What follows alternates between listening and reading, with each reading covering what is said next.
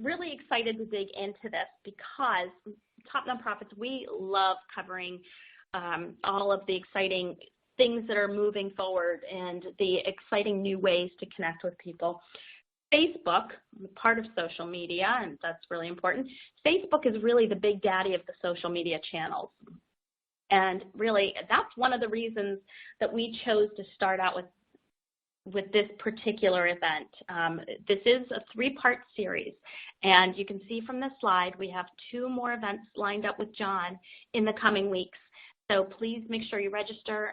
There are links in the resources tab, and we will also include the links in the follow-up email, so to make it easy. Okay, so that's one of the reasons we started, and Facebook represents a huge potential market for your nonprofit's social media efforts, but it's becoming increasingly difficult to stand out from the crowd and really requires a strategic approach, and that's the other reason we have John here to break it down for us. Before we get to John, I just wanted to give a little context and sharing some really amazing stats about Facebook. Number 1, worldwide, Facebook has nearly 1.9 billion monthly active users, and that's a 17% increase year over year. So if your board has any doubt, statistically, Facebook is just too big to ignore, not that that's a word. Then another important stat, of those were monthly users, but 1.23 billion people, that's about 65% of those, are actually on Facebook daily. So it's part of their routine. And that is amazing. Right in the U.S., this is the 3rd stat, we're talking about a projected number of users by 2018 of 169.2 million. Okay, so giving you a little context, if you want to reach a lot of people within an app that they're actively engaged, Facebook is the place. But you need to be smart about it. You need to be strategic about it. And just as more nonprofits and businesses are joining Facebook, you really need to have a great strategy that's going to get you more eyeballs, and the competition for attention is getting stronger. And that's why we have John here on the line. So he's here to help us. And we also have, Joanna Harvey, who's here from DonorDrive, which thanks to DonorDrive, this webinar is possible. So with that, I'm going to put myself on mute, John, and let you take it away and school us on Facebook. All right. Thank you, everybody. So today we are going to jump right in, and we're going to talk about, let me just switch the slide. Okay, great. We're going to talk about how to build a community for your nonprofit on Facebook. And Amy really set this up well. She really talked about what's at stake, all right? And what's at stake, really? You're trying to reach your donors. You're trying to stay top of mind. It's hard enough to retain donors. We always have to be top of mind, and also we want our donors to tell their friends about us, and this is really where the power of Facebook exists. So I really like how Amy set that up. And it is, as she said, it is certainly the big daddy of social media, and I'll talk more about that. So our agenda today, we're going to start off by talking about a solid Facebook page. Basically, that's going to be a foundation so that when you do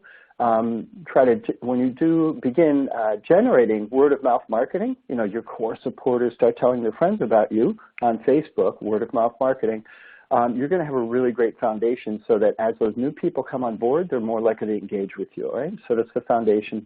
And then we'll talk about Facebook strategies regarding community network crowd. We'll talk about 5 types of updates you should always be posting. We're also going to get into peer-to-peer fundraising, like how this would apply to your fundraisers who are raising money on your behalf. And then we'll talk about using Facebook Live, and then finishing up at the very end with Facebook ads. So please do take out a piece of paper and a pen. If you've attended my webinars in the past, you'll probably agree that you will get something very tangible and strategic that you can put into action right away, but you have to write it down. That's always the first step. So let's jump in. Building a solid Facebook page. Now, Amy covered a lot about Facebook in terms of numbers and so forth, but what I wanted to talk about is that, Facebook is where your donors are, right? I've worked with hundreds of nonprofits. In many cases, actually, we do an analysis of their overlap. You know, how many people in their database are actually using Facebook, and what are their preferences and so forth. Now, generally, I find about a 70 to 80% overlap. Okay, so in other words, if you have an email list of 1,000 people, chances are, 700 to 800 of those people are using Facebook.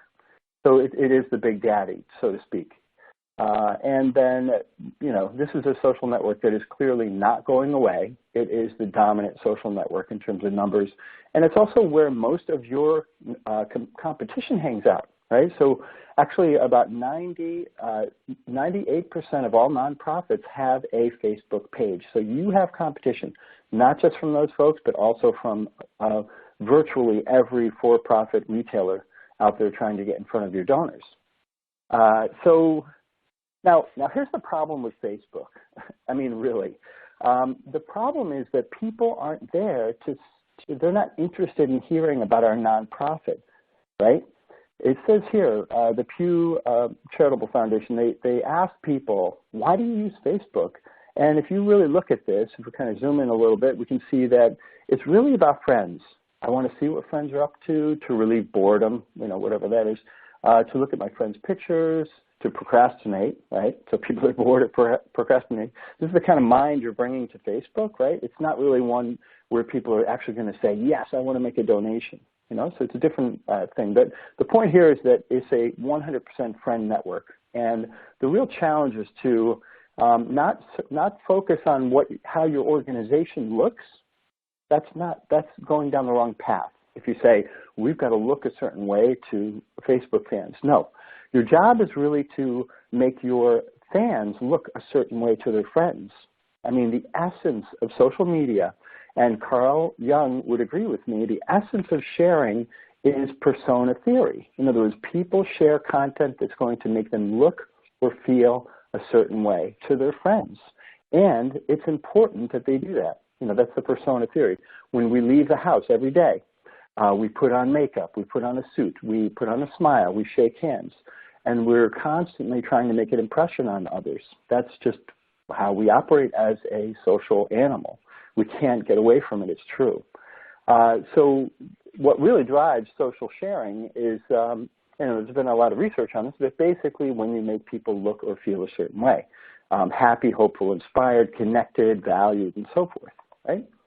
Now, so we have to understand our people, right? What makes them tick? What's important to them? What will make them look like a hero to their friends, all right? So, for example, let's say, and I don't have a picture of this, but let's just imagine that we have a post from Mercy for Animals. They're animals kind of rights organization that really has a huge community of vegan supporters, right? So they publish a video with a cute pig running around in circles and so forth. And so the person that shares that, the vegan that shares that, that's also a fan of Mercy for Animals, they share that because they want to tell their friends, hey, I'm a vegan that cares about animals. Now, unconsciously, what they're really saying is, and it's important for you to see that, okay? That's the real kicker with Facebook, is that it's this subconscious intent to share and make a person look a certain way. So it's better, much better. That's the intent. You have to give your fans an opportunity to do that, and I'm going to show you how to do that today. But we first have to start out by understanding how our people feel. What do they react to? And this is a great tool, Facebook Insights, to always go in here looking at the post report and looking at what posts are the most engaging, what's really working, what topics, what angles, what stories are really resonating with people. You have to go beyond, oh, videos work for us. Oh, photos seem to get the most engagement. No, you have to start drilling down into what are the stories, what is the emotional aspect of it, and which pictures, why do people share this? What is it about this that makes people look a certain way? Or how are they attempting to look when they share this? Whenever you make any strategic shift into Facebook, you definitely want to measure it, okay? It's great to have a gut feeling. You always want to confirm your gut. So what I recommend to all of my clients is that you look at a 2-week window before you implemented a strategy, and then look at a 2-week window, obviously, after, and you can see the impact. For example, in this case, the change was nothing more than the increase in frequency. instead of posting haphazardlessly, this client actually went to posting every single day. Content strategy was still the same, and really the frequency was the issue. That's the one thing they tweaked, and they saw a dramatic result in reach and engagement. So just a fine tweak is great, but it's always important to follow up and measure it, right? Now, in terms of your page, you definitely want to allow people to post content to your page. A lot of organizations are afraid that people are going to post weird stuff or hateful stuff or hurtful stuff on their Facebook page, but I'll show you how to kind of deal with that in a moment. The important thing is that people have the ability to share your organization with their friends. Now, when they post a photo on your page, let's say they attend one of your amazing events, and they just have a huge, an amazing time. They are, they feel it in their heart and soul, and they share pictures and they take pictures and so forth. They will invariably tag you or maybe even post a photo to your page, and you want to let that happen. When that happens, their friends see, oh, John just published this picture, this really cool picture of this volunteer event, where John is helping out the homeless.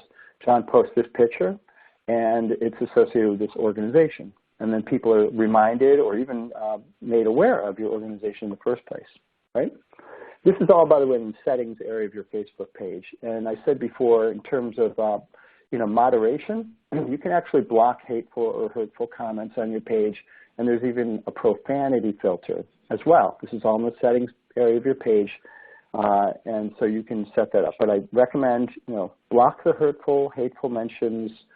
Don't block the competition, and you always have to pay attention to comments anyhow and be available and active in your Facebook community.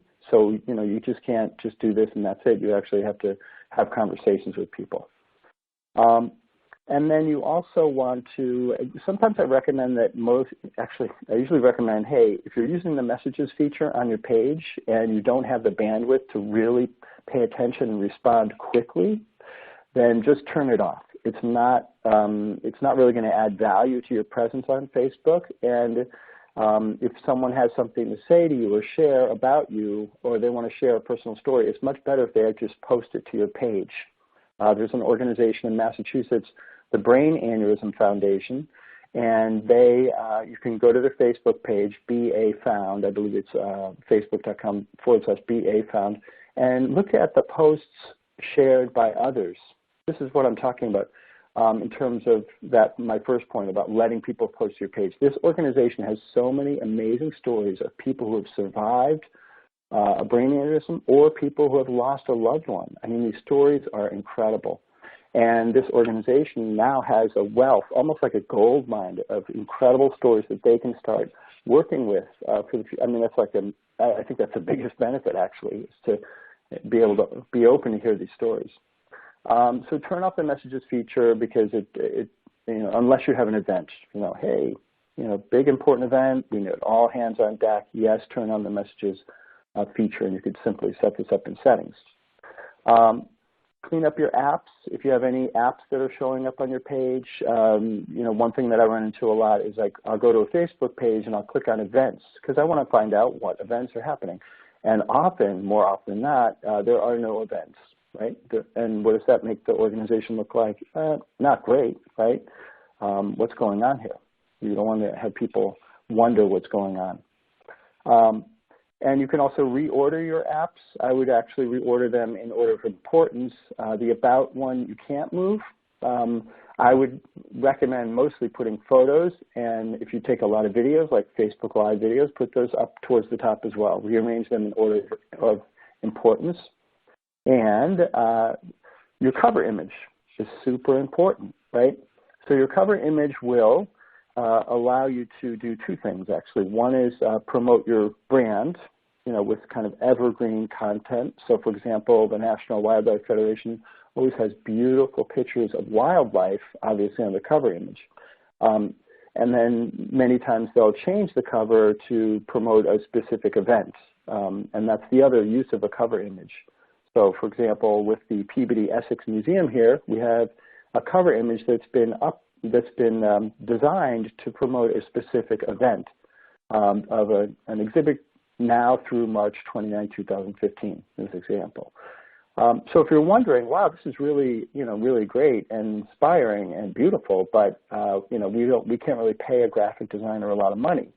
There's a tool called Canva, which is super. I love it. I know lots of people that love it, and I recommend it to a lot of my clients. Not for all of your graphic design, but definitely for the social media aspect of your content. And that's simply because today, with content marketing, we live in a world where marketing is no longer the tagline, or no longer just the coffee mug or the annual report.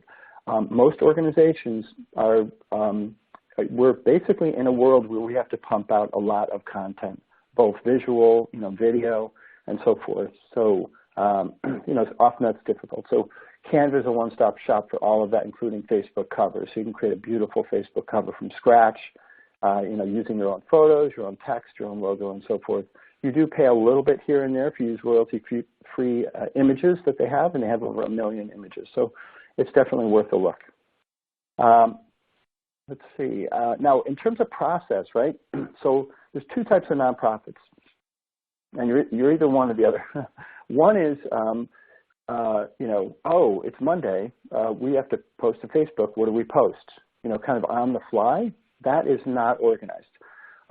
Rather, it's better to have almost a surplus of content in a queue, stuff that you've been working on, that you're scheduling, that's in a queue, that's kind of organized. You want to get ahead of the curve on content. You never want to be caught, so to speak, with your pants down in terms of content, right? Like, hey, we don't have anything to say. You never want to be in that situation. So have a surplus. One recommendation I have for organizations is that they have a monthly meeting to plan their content in terms of the calendar, but then have a weekly meeting to review prior weeks' stats, best performing posts and so forth, and what's our game plan this week really quickly, any outstanding items we need to deal with, and let's move. So it's like a quick weekly meeting. But review posts with the team. You can actually save drafts of posts in your Facebook page, and you can also schedule them as well, and organize your process. But basically, consistency and meeting with the team and just being more organized is always a good thing. And what I often recommend is that, of course, you want to pin your most engaging post to the top. That's just a quick little tip in terms of dressing up your page a little bit more. Now let's talk about community, network, and crowd. We're going to shift gears a little bit. Just for definition, this is really important, I think, for organizations to get, especially if they're trying to figure out this word-of-mouth marketing and reaching new people and, friends of friends and when you do peer-to-peer fundraising, of course, you're engaging your community, people that you know and getting them to ask their friends for money. So that's why I think this is important to understand. And these are really strategies you can actually, or kind of defining here. Community is basically anybody in your database, people that you already have a relationship with, right? They've given you money, they volunteered, they're on your email list, and so forth. Now the benefit here is that they've actually, if they're in your database, they've actually passed a certain threshold of interest. They've passed a certain level of liking you, trusting you, knowing you, and so forth. And that's really almost like, getting engaged before you get married is you kind of join the email list, you're on the newsletter and so forth, and so you're somehow in the community. Anybody in your database, from a major donor to a first-time email subscriber, that would be people in your community, and you can communicate directly with them, okay? Now your network, these are basically friends of the people in your community, people on Facebook. This is why Facebook is so powerful. It's actually the most powerful word-of-mouth marketing network that there is. In fact, I saw one story where they actually looked at, how likely do people actually make a purchase decision based on a friend's recommendation on, what's the strongest social network that really happens. And the study is showing that Facebook is the place, because these are real people that we know, college friends, roommates, exes, current, whoever, So it's people that we have a direct connection with, so it's very powerful. And, of course, you get your community talking with their friends by understanding that first piece, right? What makes your people tick? What's going to make them look a certain way to their friends? And then they start talking to the network. And then, of course, the crowd, this is basically everybody. So for strategies, for Facebook strategies, this is 30,000 feet. We're going to get more specific as well. And we want to seek to understand, number one, always rule number one, seek to understand your people, okay? You can really never do that too much. Let me just say that. And then by doing that, you want to ignite conversations, and I'll share several examples, posts, conversation starters, and so forth, giving them a reason to share with their friends, the network, and that leads us to these folks that will hear about your nonprofit through your engaged community. If your community isn't engaged, that means that there's not really word-of-mouth marketing. It's not happening, okay?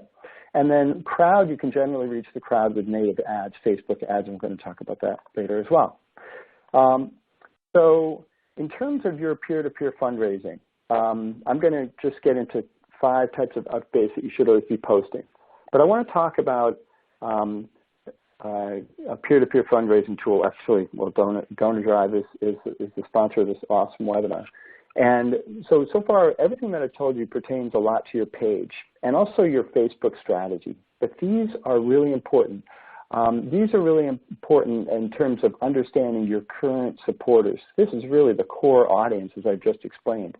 And these are the people that you're really leveraging to turn into fundraisers. However, the problem is not everybody, in fact, I think very few people are natural fundraisers, natural storytellers.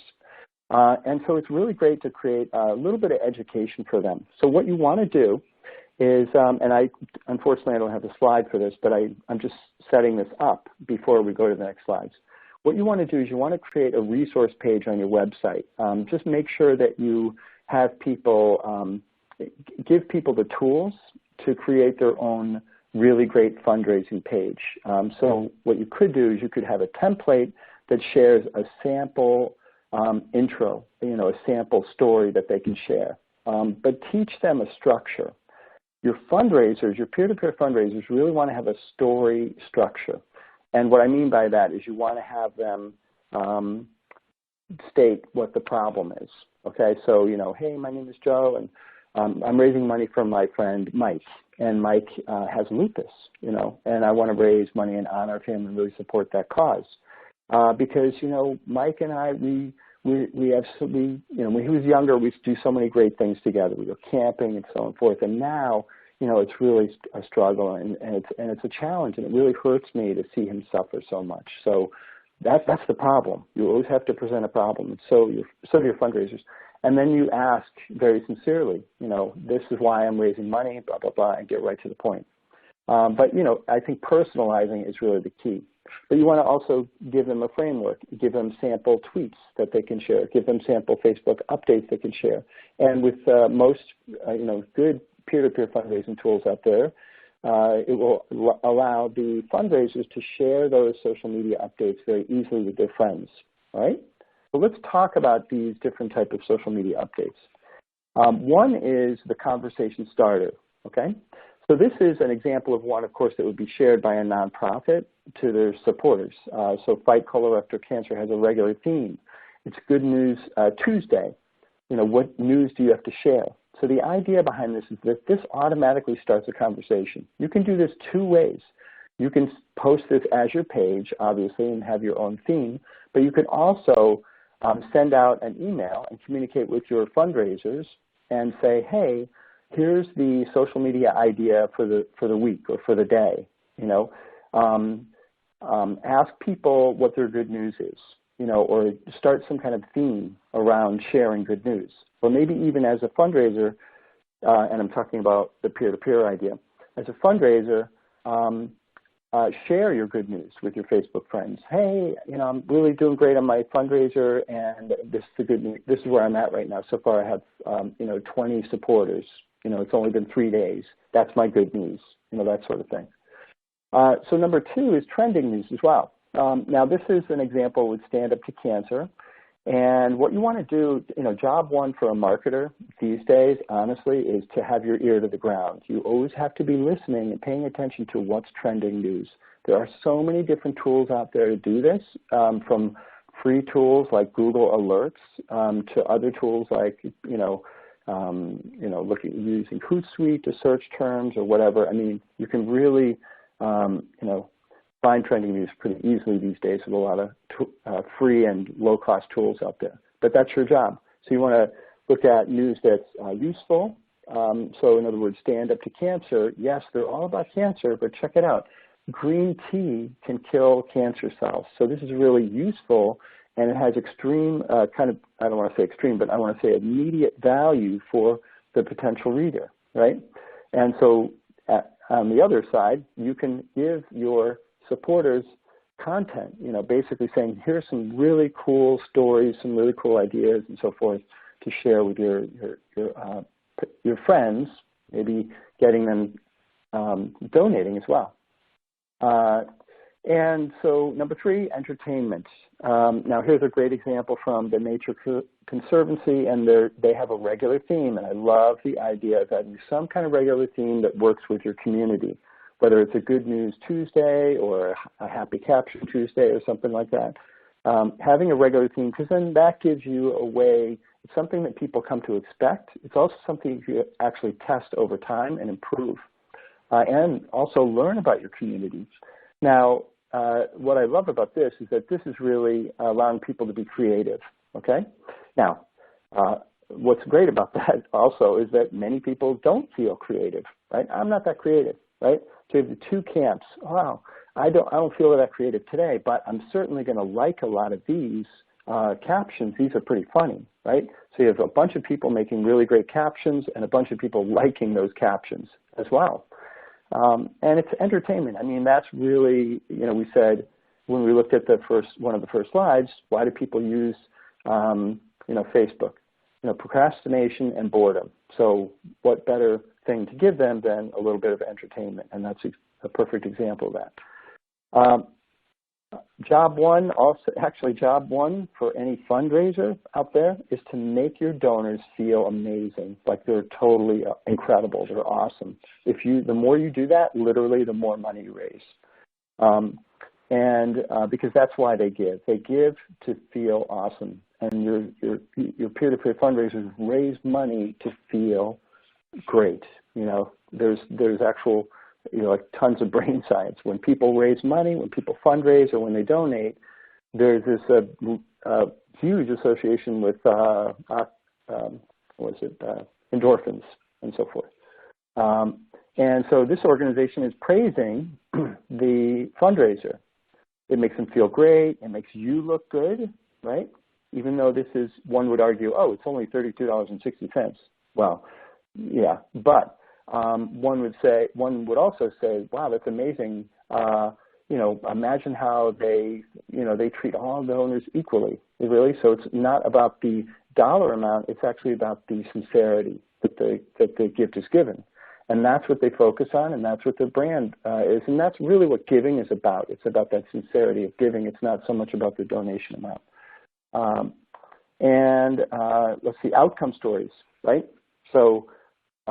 We won't get into a big discussion about donor retention, but donor retention is a big challenge for a lot of organizations. In fact, this past week I was speaking at a cause camp in Lincoln, Nebraska, and I asked people, how many people know their retention rate year over year for donors? And I would say probably less than 20% of the room, the hands went up. So if you don't know your retention rate, definitely know it, and you might be a little shocked and a little maybe scared. Wow, we're losing more donors than we are attracting, or something like that. Now, one of the best ways to solve that is to, in addition to thanking your donors profusely, and by the way, you can never say thank you enough. It's been scientifically proven that you can actually keep thanking people, and you will never reach a point of thanking them too much, all right? But in addition to that, you want to share outcome stories, basically before and after. People want to be reminded of the impact they made. The more you remind them of the impact they make, the more likely they will continue to support you. This has also been proven time and time again. In fact, in one study, 53% of donors say that they identify achieving impact or achieving demonstrable results as a really important consideration in their decision to keep giving, to continue to give, right? Is the organization showing impact? Yes. Great. I'm going to keep going because it makes me feel good, okay? And with your content, another big takeaway is, if you ever get that thought that, wow, we're going to just post pictures, we're going to just post this way or that way, or even the time of day, okay? So I'll answer the time of day question very quickly. There is no time of day. There is no best time of day to post on Facebook. It's actually a very false argument. You'll read some big data studies out there that might claim, 2 p.m. is what we found, but, keep in mind they're looking at a mountain of data. And what happens is that now, guess what? Everybody reads that blog post or that big data or the infographic, and what happens? They're all now posting at 2 p.m. on Thursdays, okay? So basically, you're basically throwing yourself into the lion's mouth of the competition if you follow what everybody else is doing. You'll basically disappear. You'll become invisible. So you always have to think about how are we, how are we creating contrast and how are we differentiating ourselves from the competition? So getting to know the other similar organizations. Are they doing Facebook Live? No, they're not doing Facebook Live. Wow, that's a tremendous opportunity, okay? Which is we're going to talk about in 2 seconds. But my point here, the takeaway in terms of content, is that you might think that you have a good idea and, wow, things are going great, but you always have to keep fresh because better ideas always come along. In other words, this is your competition, and they're coming right there, okay? Deluxe hugs, $2. Who wins in this situation? I would say the guy on the right. And so let's dig into Facebook Live a little bit, okay? Now, Facebook Live, very quickly, it lets any person, brand, or nonprofit broadcast live video on Facebook. So we have instantly become a bunch of news reporters, and it's very easy to report the news live, okay? Think about that. For the first time in human history, people now have the ability to become broadcasters at any time and place. I'm sure you've all seen or read about the video of the woman whose boyfriend was shot and she live broadcasted it. And there's been several big stories that are broken and people are getting access to news that they normally wouldn't otherwise get. And now, how does this pertain to your donors, though, right? Your organization, your peer-to-peer fundraisers. Your peer-to-peer fundraisers can use Facebook Live to share updates about their campaign and to share stories as they are raising money. This, by the way, this is not something with both types of fundraising. If you're raising money directly or if your fundraisers or your supporters, I should say, are raising money on your behalf, peer-to-peer fundraising. Either way, Facebook Live is easy to use, right? But either way, you want to have a story. You want to have people share a story and share multiple stories. So it's not just a one-off thing. In other words, if you're peer-to-peer fundraisers, or if you think that, we just have to make one update or post one time on Facebook or send one email about our fundraiser, you're putting yourself at a terrible disadvantage. This is really about repetition, not repeating the same thing, but basically, putting yourself out there and being consistent, okay? And Facebook Live is so easy to use. So these are the screenshots, right? You go to your Facebook page, you click on Live, and then you enter a description, and then you're ready to go. Now, one side note I'll make is that Facebook Live is basically it's a mobile phone tool. It's an app. It's not really a browser. It's not intended to be used in the browser. Although there are software programs that can help you use Facebook Live on a laptop. I love the fact that it's in a phone because everybody has this. It allows you to go to places that you would never normally not be able to go. So, for example, a veterinarian at an animal shelter being able to videotape, live broadcast the arrival of a new horse, let's say in the sanctuary, in the animal sanctuary, just as an example. So it's very easy to use. And now let me give you some tips.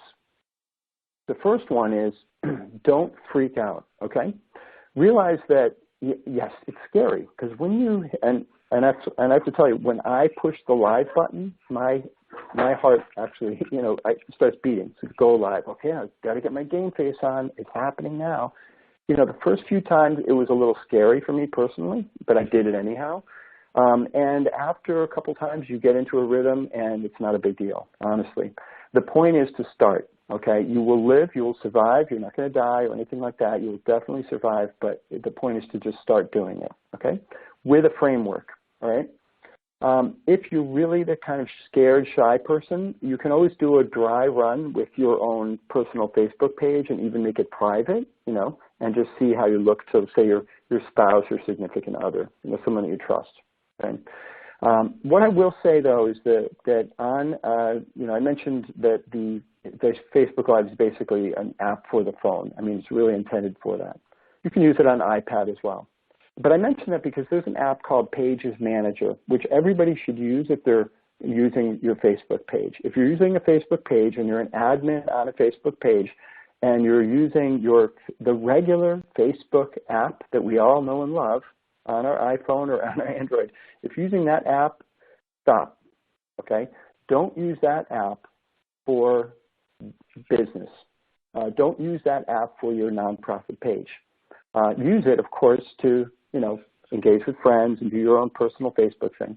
But for your work, use the Pages Manager app. It's called Pages Manager. You can look it up in the iTunes Store or the Google Store, okay? And that has these Facebook Live features that I'm going to show you. Now, most important, we talked about this earlier, talk about a topic that people want to discuss, okay? As for your organization, and give your fundraisers a framework. Tell them, do a Facebook Live video about your friend, Mike, and maybe even, talk about him and, share some thoughts, that kind of thing. Maybe go over to, Mike's house and, maybe he can kind of show the people what it's like, what he has to do to deal with whatever condition he has, lupus, cancer, that kind of thing. For an animal sanctuary, if you're raising money on behalf of an animal sanctuary, you know what to do. Go and hang out with the animals, live, real time. And so a lot of clients I work with, they actually use Facebook Live, and they do, do things like frequently asked questions, about specific topics. This is highly useful. It also provides an insider view behind the scenes. So there's actually a giraffe in the Boston area on Facebook Live. And I don't know if it's broadcasting 24/7, but I think it's basically a giraffe cam, and giraffe is pregnant. One day the giraffe will be born, and hopefully, people will see it on Facebook Live. But, basically it's bringing people to the point of access that they've never been able to have before, right? And so let's see, here we go. Also, tell people when you're going to be live. So I remember I was working with a client about a few months ago, and they said excitedly, "Hey, we just did a Facebook Live video, our first one, yay, great." They were all excited, and I said, "Well, how many people showed up?" And they said, "Well, it was great. It went well. The process went well, but only 5 people showed up." Now, this is an organization with at least 10,000 emails. And I said, "Well, why didn't you send an email?" "Oh, we didn't send an email." Always give people a heads up, okay? Post an update on your page before. You can actually use that Canva app that I mentioned to create an image, like a Facebook image, with all of the details. Not too many words, by the way, but just say, here's the topic. We're going to be on Facebook Live on this date at this time, and here's the person or person that we're going to interview or something like that. A little bit of details about the topic. Okay, answering the question, what's in it for me? Why should I go and see this Facebook Live video? What's the value for me? And send an email to your list, like I said before, and then also tweet it out immediately before you go live. If you use Twitter, you can also post an image on Instagram as well, and make sure you just type the URL of your page in the thing. Although links don't work on Instagram, what I recommend is just put your page URL in the image itself, when you create it. And again, check out Canva for that. Make an outline. okay? Make an outline of your broadcast. You will be a lot less nervous if you have it written down. Sometimes what I'll do is when I do a Facebook Live video, and I do them actually every Wednesday at 11 o'clock, and I always write down, I have either a blog post kind of outlined on my laptop that I look at, or I'll have index cards with, 3 topics or 3 subtopics or sub-ideas. So being organized is really helpful. Always, at the beginning of the video, this is important, introduce yourself and the topic right away, okay? Right away. As soon as you hit go live, you are live. You do not want to hit go live and then say, let me get a glass of water. I'll be back in a second. I mean, that's going to be permanent on that live broadcast, right? You don't want that. So you cannot edit the live video once you publish it to Facebook. You can edit it later after you download it, and you can do what you want with it, but you can't edit it once you finish up. So just start off right away. Say, hi, my name is, hi, this is so-and-so, and today from, whatever organization, and today we're going to talk about this. Just get right into it, all right? And then list interview questions if you have those. Always tell people what's next in the broadcast. If you're going to broadcast, say, 10, 15 minutes, which is a good amount of time, you can go longer if you want, but the key with length of the broadcast is to make sure you have enough to talk about, make sure it's interesting. And just don't go live just to, go live, unless you are an animal shelter and you have a kitty cam that you can just turn on every day at 12 o'clock and say, hey, if you're stressed out today, check out the kitty cam. I mean, that's pretty easy. But tell people what's next. So let's say you do a broadcast about, 3 questions for the new diabetes patients. I just found out I had diabetes. What do I really need to know? Okay? So this is a Facebook Live video with, say, an expert who's going to answer the basics for a new patient and be really helpful. These are the list of questions that you should be asking your doctor, and so forth. Something very, very specific and very useful. After that, you want to tell people, if you want more information on this, join our newsletter. If you're talking about a problem, your Facebook Live broadcasting from, say, a big oil spill on the beach, you can give people a tour of the beach. Obviously, they're going to be presented with a problem. And when people are presented with a problem, they're going to want to act. So you want to say, you don't want to just leave them hanging like, hey, there's a lot of oil here. Bye. Talk to you next week. No, you're going to say there's a lot of oil here. Here's what you can do to make a difference. You can volunteer. You can make a donation. And you can say that right on Facebook Live. But, tell them what's next. Be strategic about it. Respond to commenters during the broadcast. Call out their name and read their question or comment. All right? Don't just answer the questions that will seem kind of random. Say something like, you have a question from Amy's asking, blah, blah, blah. Amy's asking, hey, can I learn more about diabetes type 2 next time? Yes, Amy, you can learn about blah, blah, blah. So answer that as you're speaking. Don't worry about, replying manually to the broadcast. And then ask for follows. In the broadcast, there's actually a button that people will see. It says follow. If they click follow, they're going to receive a notification the next time you go live. They'll receive a Facebook notification. So ask for follows throughout the broadcast. Right? Make sure you have enough bandwidth. That goes without saying, but it's always a reminder that live broadcast video, live broadcast technology requires a lot more bandwidth than, say, just uploading a video. Okay, uploading a video is a very short, quick process. Live broadcasting is sending a lot of data back and forth very quickly. Okay, there's a tremendous amount of data that's happening constantly, so you need a good, strong signal. Okay, and then write a compelling description. Be super specific.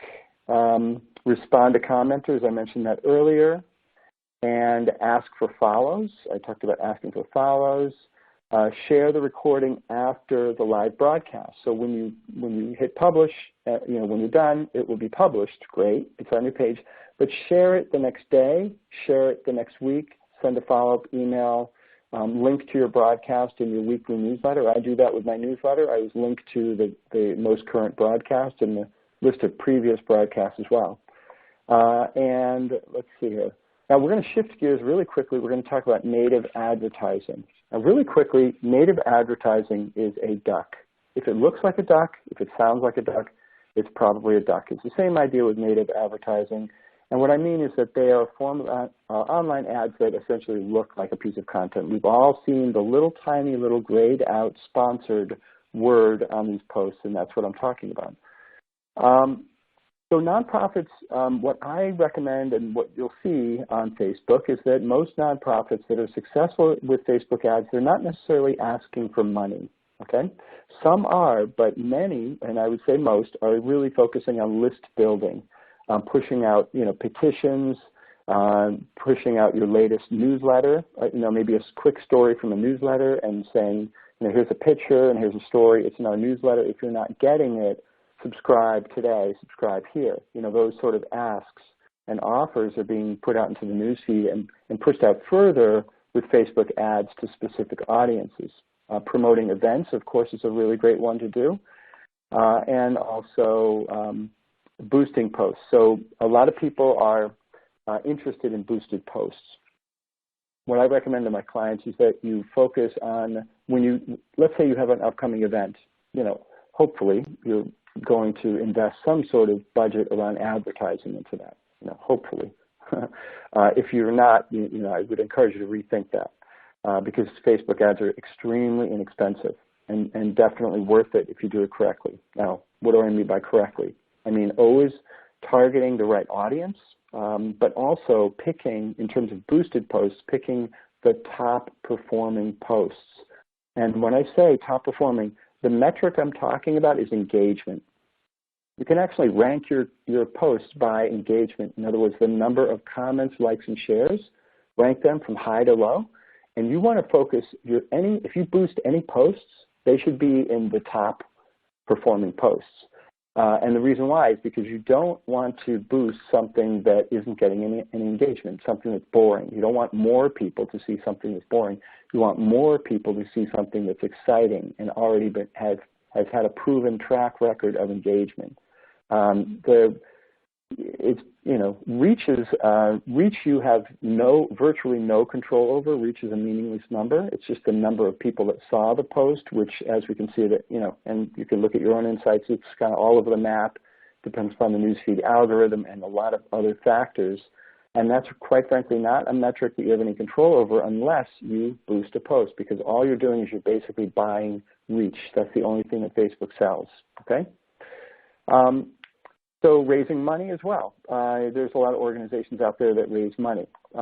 Now, I'm showing you pizza because it's getting close to lunch for some people, but also it's a metaphor. So pizza is nutritious. Tomatoes, sustenance, carbohydrates, everything that we need to live as a human being.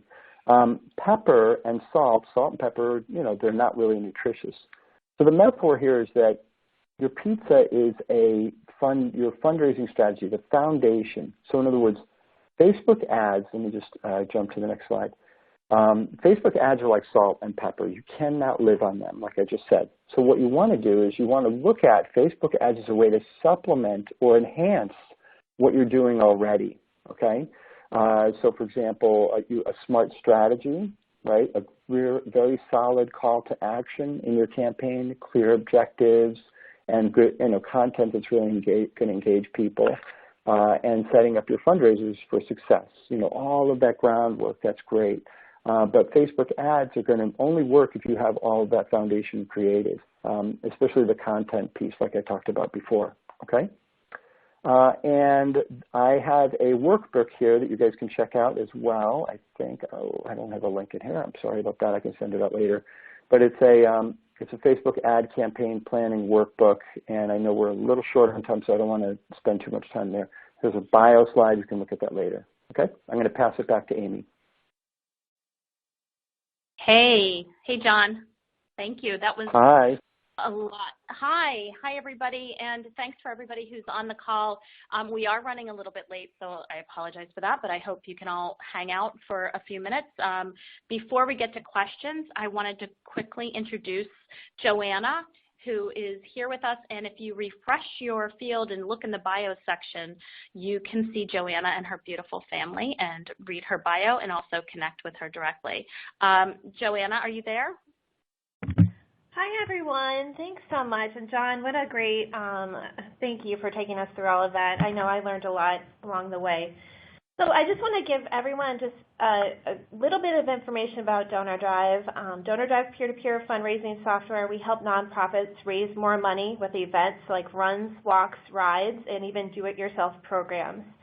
We handle everything from participant registration, donations, fundraising, all in one platform. DonorDrive also integrates with CRM systems like Salesforce and Razor's Edge, and we have some great nonprofit organizations that we work with today, like Mothers Against Drunk Driving, Children's Miracle Network Hospitals, Juvenile Diabetes Research Foundation, just to name a few. Our clients on DonorDrive have raised more than $1 billion, so we've been in business for a while, and we're really excited with all of the clients that we work with today.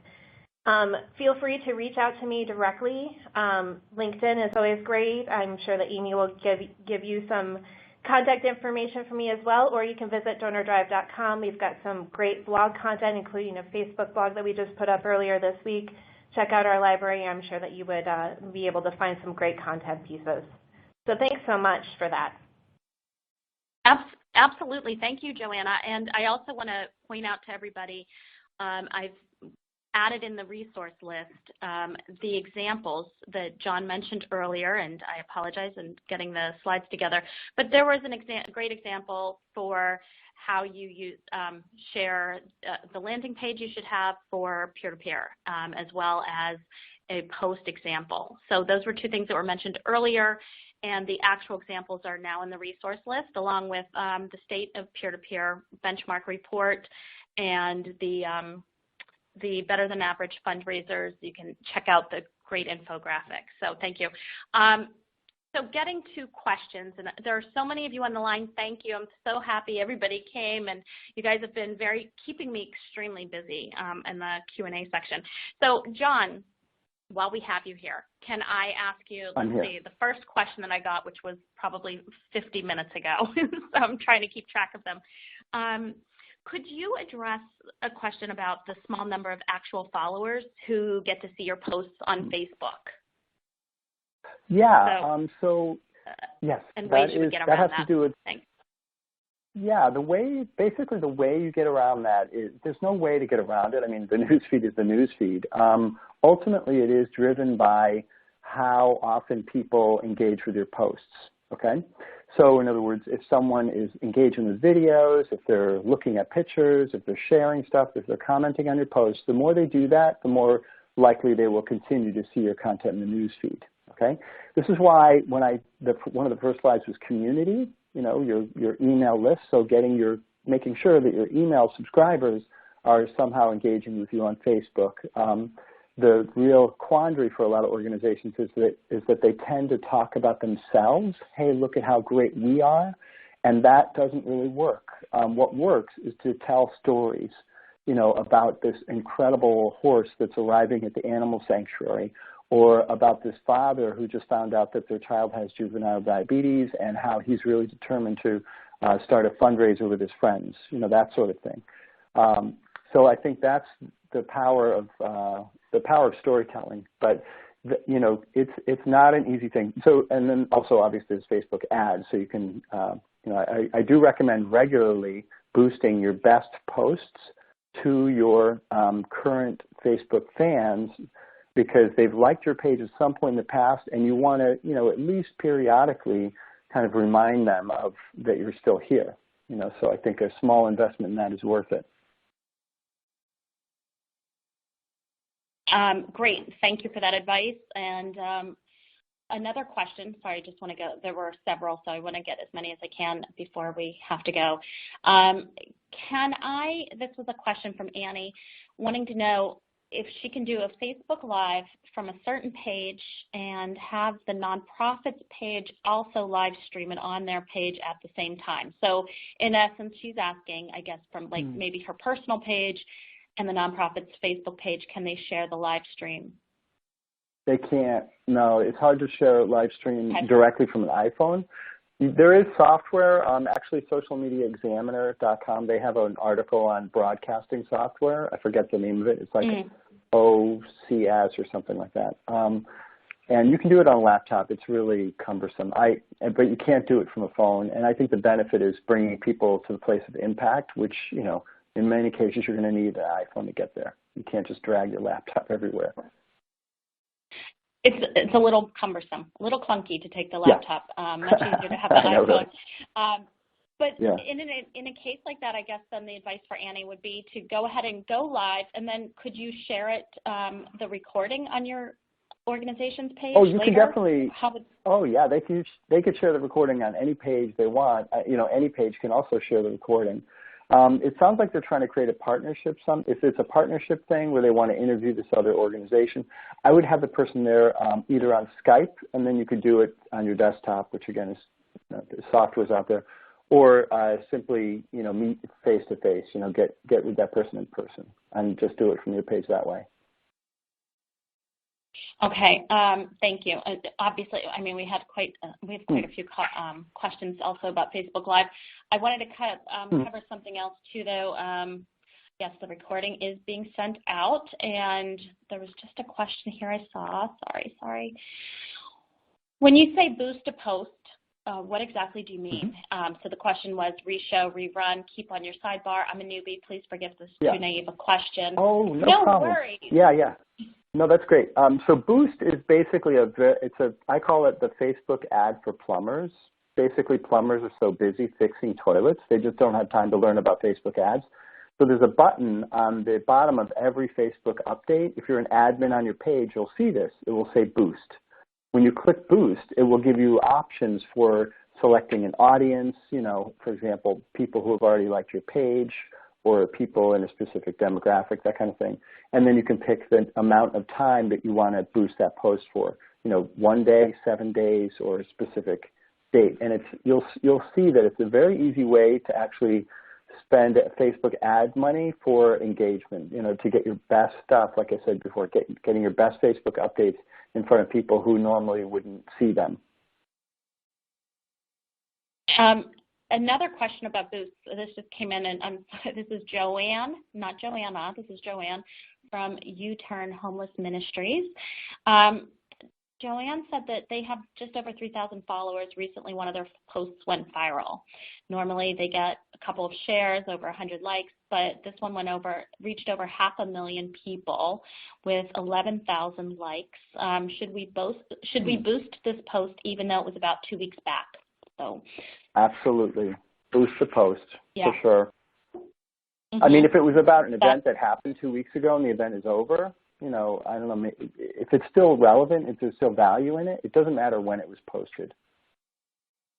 So based on the content, Joanne, not necessarily, the date itself isn't as important unless it, like John said, it was some type of event maybe and wouldn't help you. So cool. For those of you who have other questions, and I apologize, there's so many folks on the line, I encourage you, when you get the recording, you're able to, you can still ask questions in the on-demand version. Also, you have access to directly contact Joanna Harvey, as well as contact John Haydon, and feel free to contact me. So if there's a real burning question that we didn't get to, and I apologize, we have a couple of more. John, do you have a minute for one more question? Oh, absolutely. Or do you have? Oh, great. Okay. I'm happy. I was trying to. Absolutely. I was trying to be respectful of your time and. No, I'm cool. Hey, I love nonprofits. I'll hang out. All right. I'm fine. Okay. Good. So can you give the best practice for converting? Oh, Jonathan, thank you for reminding me. Best practice for converting Facebook followers to email opt-ins. Best practices. Okay. The first one is to understand your supporters. That's always the first place. What do they really care about? What's on their mind? What's kind of keeping them up at night? Okay. And how does that cross over with our organization, right? So, for example, let's say that you're talking about a preschool organization, and I actually work with they call themselves an Early Childhood Education Foundation. I call them a preschool foundation because that's the word that actual real people use. In other words, a parent doesn't think, the parent uses the word preschool.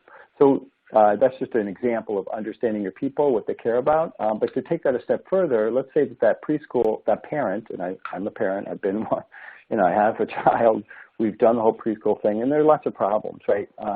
So, how do you make sure your child is eating enough? What's the right amount of sleep? What are some really great study habits to prepare a child for preschool, or maybe social games that you could play to prepare them to actually have friends when they get to preschool and get to know people without having their parents around? That's a big stage for kids. And so having some sort of very useful and specific guide about, here's a parent guide for preschool, something like that is tremendous amounts of value. So you could offer that as a guide. You could also simply, with your email newsletter, an easy kind of low-hanging fruit is if you have an email newsletter that you're sending out already, sell the value. What's in the newsletter? Alerts, volunteer opportunities, inside stories, action alerts, alert things that you can do quickly and take advantage. In this case, it might be like with the preschool foundation, parenting tips, a weekly parenting tip newsletter. So that's really the prime point, is to get a sense of that value and present it. And then once you do that, in terms of Facebook, you don't just say, great, here's our offer. In this case, it's like a preschool guide, let's say. You wouldn't just do that once. You would actually find several ways to talk about that on Facebook. So, for example, if in the preschool guide there's 5 tips for a healthy breakfast, for kids' breakfast before they go to preschool, maybe share that, just that. That's an update on Facebook. Maybe make a quick little infographic using Canva to put those ideas in there, and then say, hey, if you want more, here's the link for the whole parent guide, as an example. So post many updates on your Facebook page, and then, of course, boost the best ones. And then you'll find that your list is in fact growing, if you're doing all those things.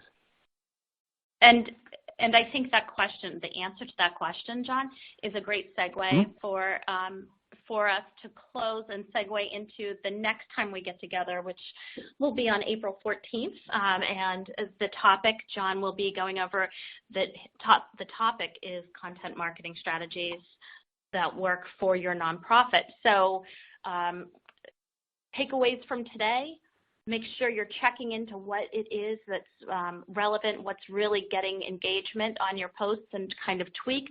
Take a look at some of the other organizations, or some other organizations, see what they're doing, what gets results. And, once you start seeing a trend, you're going to start writing to it. So those content marketing strategies will be applicable for Facebook, for your other social media channels, and also for your email. And then our third in the series of the webinars will be on May 11th, the email.